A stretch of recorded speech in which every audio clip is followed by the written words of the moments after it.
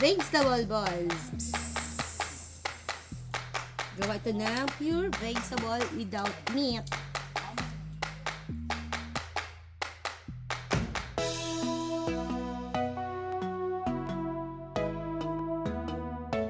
Ang ating mga pangunahing sangkap ay ang dahon ng sibuyas o spring onions, 2 carrots, 2 patatas. Maglagay tayo ng isang sibuyas, isang buong garlic at isang bell pepper.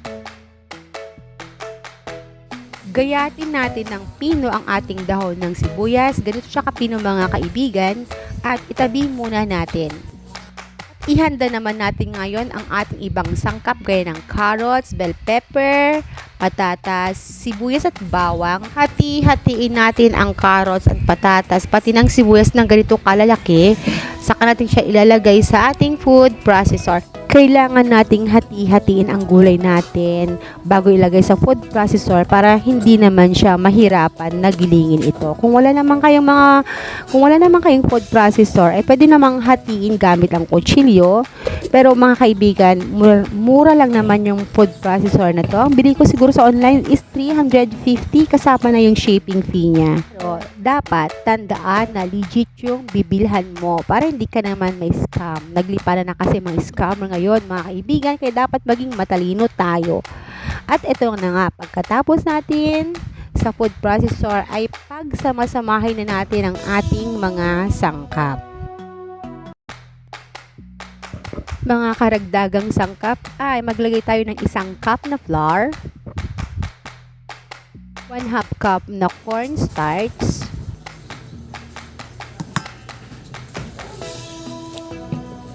1 teaspoon ng paminta, at syempre maglalagay din tayo ng 2 itlog. Ito kasi ang magiging binder ng ating mga sangkap.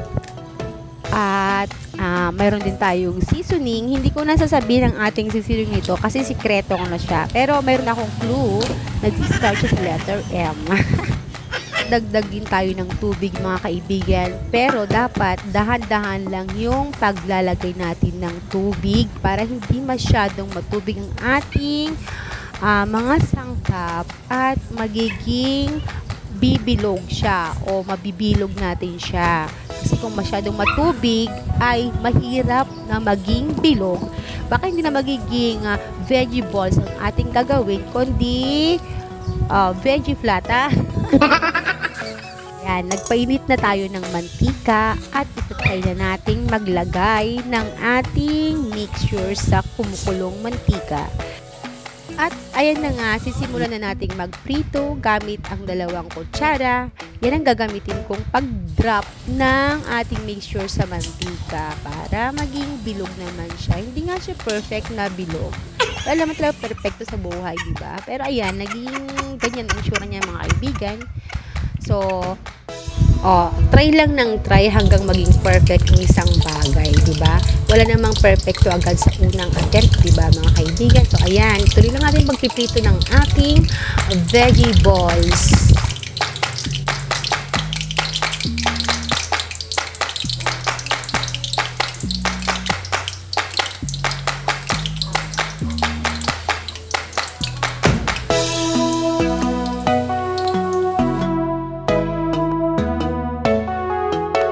Pagpiprito mga kaibigan, hindi natin kailangang hintayin na magiging darker brown ang ating mga piniprito kasi pag masyado na siyang brown, medyo sunog na siya, medyo mapait na. So, mas maganda yung parang golden brown lang mga kaibigan.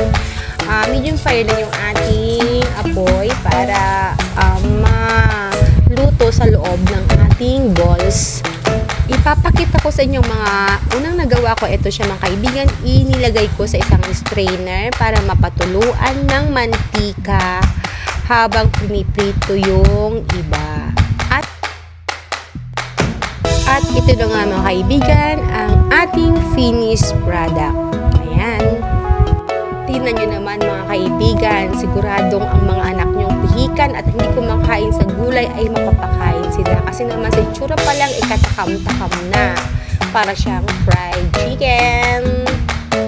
At ang isang sekreto pa mga kaibigan ay dapat gumawa tayo ng sausawan nila na gustong-gusto gusto nila. Ako naman kasi wala akong baby, kaya ang ginawa ko ay mayonnaise, hot sauce, at ketchup.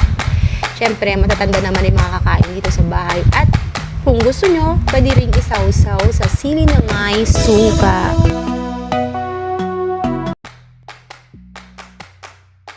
Ayan na nga, maglalagay tayo ng konting suka na may sili kasi hindi naman tayo masiling tao at itry natin mamaya.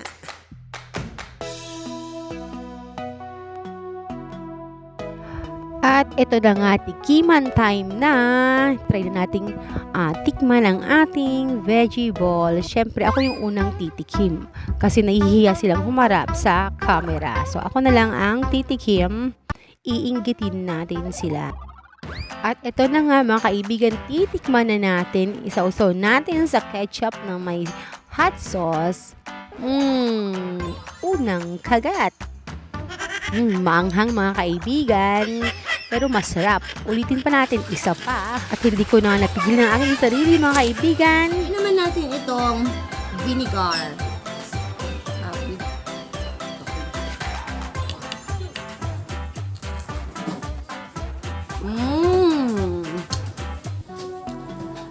Okay.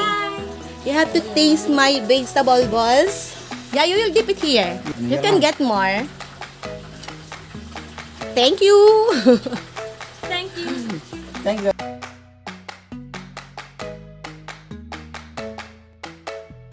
Yeah, this is a vinegar with chili. Tamang na. Tamang masarap. Nice ate. Yeah, thank you. Nice, ate. You will try it here. Okay, it's nice. Yeah. It's a vegetable balls. Let's subscribe button. Okay. Okay. Say hi to my camera. Hi. That is vegetable balls. Which? Yeah, it's a pure vegetable. You can dip it here. Yeah, I did that already. And this is also a vinegar with chili. Thank you.